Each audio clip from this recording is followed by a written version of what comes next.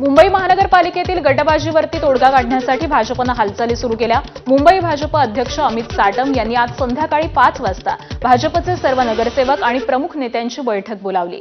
भाजपच्या पक्ष कार्यालयामध्ये ही बैठक होणार असून पक्षांतर्गत राजकारण, नगरसेवकांची नाराजी आणि निधी वाटपातील मुद्द्यावरती बैठकीमध्ये चर्चा होण्याची शक्यता आहे। भाजपच्या सर्व नगरसेवकांना बैठकीला उपस्थित राहण्याच्या सूचना देण्यात आल्या। राज्य मंत्रिमंडळाची आज दुपारी 2 वाजता सह्याद्री अतिथीगृहावरती बैठक होणार आहे। या बैठकीमध्ये राज्यातील पावसाच्या परिस्थितीचा सविस्तर आढावा घेतला जाईल। विशेषतः मराठवाड्यातील अनेक धरणांमध्ये अजूनही पाण्याची पातळी कमी असल्यामुळे या भागातील पाणी परिस्थितीवरती बैठकीमध्ये चर्चा होईल। यासोबतच कर्जमाफीचा किती शेतकऱ्यांना लाभ मिळाला, आतापर्यंत किती कर्जमाफी झाली आणि त्याची नेमकी आकडेवारी काय आहे याचा देखील आढावा मंत्रिमंडळ बैठकीमधून घेतला जाणार आहे। त्यामुळे पाऊस, पाणी आणि कर्जमाफी या मुद्द्यांवरती आजच्या बैठकीमध्ये काय निर्णय होतात याकडे लक्ष लागले। एकीकडे सीजेपी संस्थापक अभिजित दीपकेंकडून शाळांसंदर्भामध्ये मोहीम राबवली जाते आणि शिक्षण मंत्री दादा भुसेंच्या राजीनाम्याची मागणी अभिजित दीपकेंनी केली आहे। तर दुसरीकडे एकनाथ शिंदेंनी मंत्री दादा भुसेंसोबत चर्चा करून शिक्षण विभागाचा आढावा घेतला। एकनाथ शिंदेंनी मंत्री दादा भुसे त्याचबरोबर शिक्षण विभागातील वरिष्ठ अधिकाऱ्यांसोबत तब्बल 4 तास बैठक घेतली आणि सविस्तर आढावा घेत संबंधितांना सूचनाही दिल्या। जालन्यातील आंतरवाली सराटीमध्ये गोदापट्ट्यातील 123 गावातील मराठा सेवकांची महत्त्वाची बैठक पार पडली। यावेळी मनोज जरांगे पाटील यांनी 29 ऑगस्टच्या निर्णायक आंदोलनाचे साक्षीदार व्हा असं आवाहन केलंय।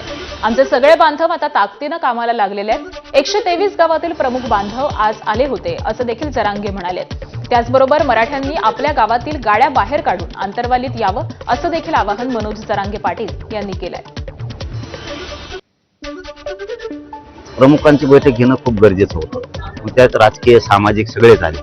तर ही पहिली बैठक आहे अशी, याच्यात सगळे बांधव आमचे हजर होते। 123 गावातले प्रमुख सगळे मराठ्यांनी आता आपण आपल्या महाराष्ट्रातल्या घराघरातल्या गाड्या बाहेर काढून आंतरवालीला येणे एवढंच काम आहे। आपण आपल्याला स्वतःची जागृती करायची, स्वतःने स्वतःच्या कुटुंबात जागृती करायची आणि स्वतःच करायची आपल्या समाजासाठी, लेकरासाठी।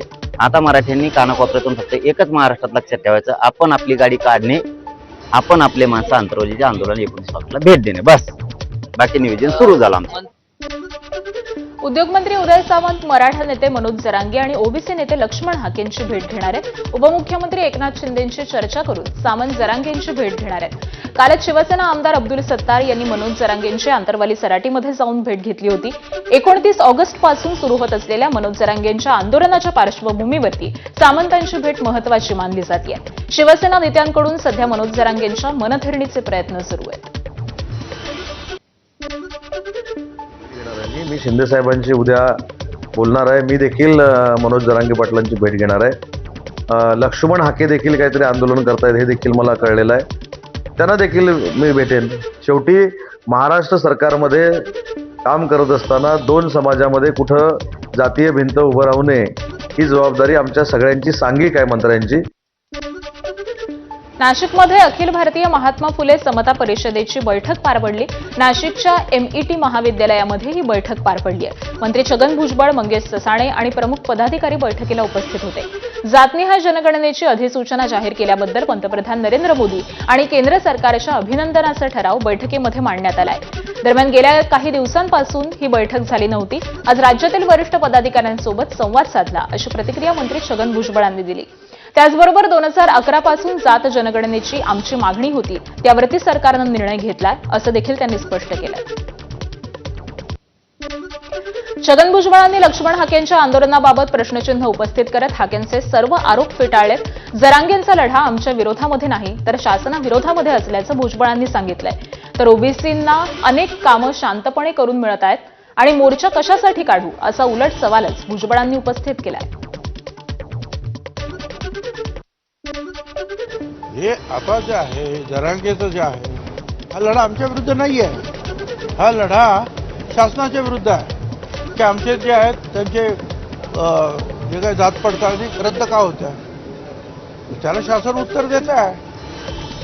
मग आम्ही मध्ये जाऊन आ बैल म्हणजे मारण्याचं काय कारण आहे? ज्या गोष्टी आम्ही त्यांना भेटल्यानंतर आमच्या होत आहेत शांततेनं, ते आम्ही शांततेनं करू। कोणी सांगितलं ओबीसीचं आरक्षण संपलंय? ओबीसीचं आरक्षण काही संपलेलं नाही. हां, आता काही जाती जमाती ज्या आहेत ते मागणी करतात की आम्हाला ओबीसीमध्ये घ्या म्हणून. आता त्याच्यामध्ये सुद्धा जे आहेत जे खरे ओबीसी आहेत ते जातगणनेमध्ये जे जात पडताळणीमध्ये पास होतात, जे चुकीचे आहेत ते नापास होतात. त्यामुळे असं काही नाही की सगळं संपलंय म्हणून. भुजबळांच्या टीकेवर लक्ष्मण हाकेंनी उत्तर दिलंय. आरक्षण संपलंय, ओबीसींना एकत्र आणणारच असं हाकेंनी म्हटलंय. आम्हाला जेवढं कळतंय आज रोजी ओबीसीचं आरक्षण संपलेलं आहे. गावगाड्यातल्या ओबीसी विजयंतीनं आम्ही एकत्र करणार आहोत आणि आमचं आरक्षण टिकलं पाहिजे. आणि मराठा समाजाचा समावेश जो ओबीसी मध्ये होतोय तो शासनानं बेकायदेशीररित्या संविधानाला मान्य नसताना आणि मूळ ओबीसीच्या नरड्याचा घोट घेतला जात असताना, आरक्षण संपत असताना लक्ष्मण हाके एक आंदोलक कार्यकर्ता म्हणून शांत बसणार नाही. एवढं मी जबाबदारीनं महाराष्ट्रातल्या ओबीसींना, भटक्या विमुक्त जाती जमातीच्या लोकांना विनंतीनं सांगेन. नाशिकच्या मालेगावात अनुसूचित जातींच्या आरक्षणातील उपवर्गीकरणाविरोधामध्ये आंदोलन करण्यात आलं. आरक्षण उपवर्गीकरण विरोधी संघर्ष समितीच्या वतीनं आनंदराज आंबेडकर यांच्या नेतृत्वाखाली महात्मा गांधी पुतळ्यापासून एकात्मता चौकापर्यंत भव्य मोर्चा काढण्यात आला. उपवर्गीकरण रद्द करा, आरक्षण आमचा हक्क आहे अशा घोषणा देत नागरिक, महिला आणि युवक मोठ्या संख्येनं सहभागी झाले होते. अनुसूचित जातींमधील एकूण 60 जातींचं आरक्षण एकत्र ठेवावं, तुकडे पाडू नयेत अशी मागणी यावेळी करण्यात आली आहे. तर निर्णय रद्द न झाल्यास आंदोलन अधिक तीव्र करण्याचा इशाराही देण्यात आलाय. सरकारने हे जबरदस्तीने हे जे काही उपवर्गीकरणाचा घाट घातला आहे तो घाट त्यांनी बंद करावा आणि जनतेचा आदर करावा. जनमानसामधलं जे काही एक मोठी इच्छा आहे की हे एससी मध्ये उपविभाजन होऊ नये आणि त्याचबरोबर एससी हा एक होमोजिनस म्हणजे एक संघ असा ग्रुप आहे, त्याच्यामध्ये कुठल्याही प्रकारचं आपला डिव्हिजन होऊ नये ही लोकांची इच्छा आहे. नांदेडमध्ये महायुतीमधील अंतर्गत वाद चव्हाट्यावर आलाय. शिवसेनेचे शहर प्रमुख तुळजेश यादव यांनी पालकमंत्री अतुल सावे यांच्या विरोधामध्ये मंत्री संजय राठोड यांच्याकडे तक्रार करत पालकमंत्री बदलण्याची मागणी केली आहे. पालकमंत्री टक्केवारी घेऊन कंत्राटदाराला काम देतात, शिवसेनेला विरोधकांसारखी वागणूक देतात असा गंभीर आरोप यादव यांनी केलाय. दरम्यान याबाबत आनंद बोंढारकर यांनी पदाधिकाऱ्यांची नाराजी समजून घेऊन तोडगा काढू असं म्हटलेलं आहे. तर पालकमंत्री कोणाला द्यायचा हे मुख्यमंत्री ठरवतात असं मंत्री संजय राठोड यांनी सांगितलं.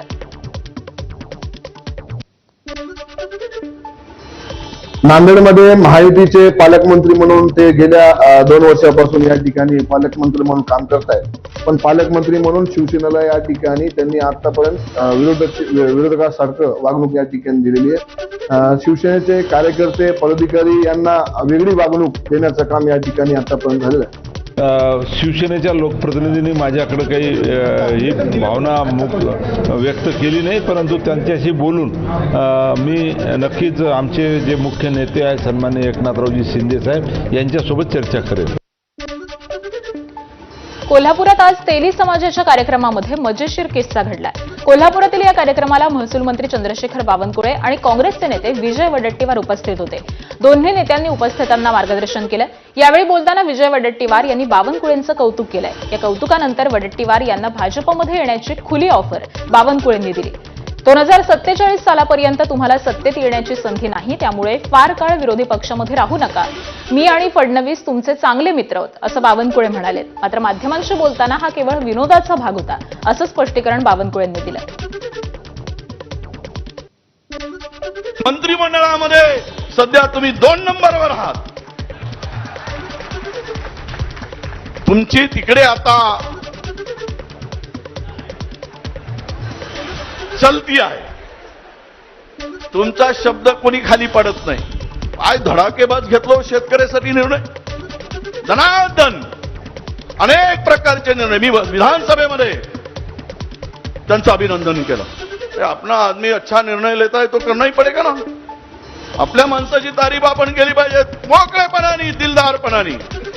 कारण मी आज त्यांची तारीफ केली, 29ला काही जमलंच तर माझी तारीफ करणारे पाहिजे की नाही.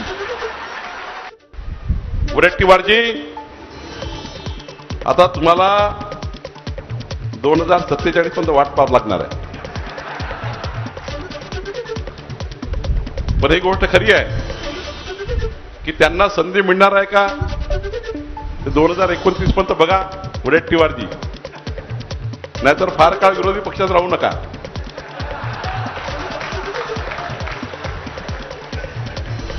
कारण मी आणि देवेंद्रजी तुमचे फार जवळचे मित्र आहोत.